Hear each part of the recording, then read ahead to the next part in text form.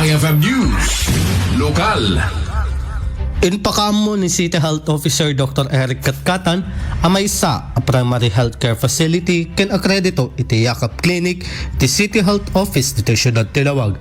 Inbatad pa ni Dr. Katkatan ang mabalin nga ipa-akredito ti pharmacy ti CHO akas gamot facility no sa dinno ngadado digiti benepisyo ang maala digiti pasyente ti libre ang agas ken dadto mapay a laboratorio a serbisyo. Inayon pa ito opisyal saan amin nga RHU dito Siyudad Tilawag ket akredito a primary healthcare facility.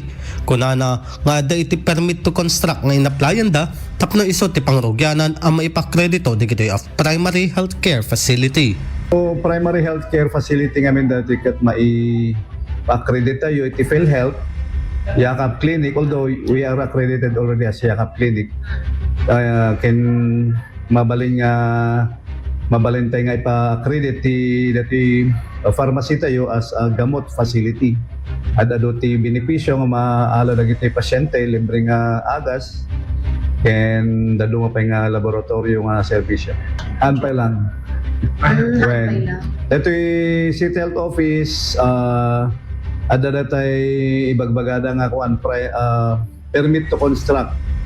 In-applyan mi, iso ti pangrugyanan niya tapos mapakredit tayo ito yung primary care facility. Mainaay giti daytoy kunan ni Dr. Katkatan ang mapandalaen sa J Region tinaplayan da ket kalpasan na ket ag-apply da iti license to operate iti Department of Health ket no maprobaran ket agbalin a primary healthcare amin a RHU dito Siyudad Tilawag.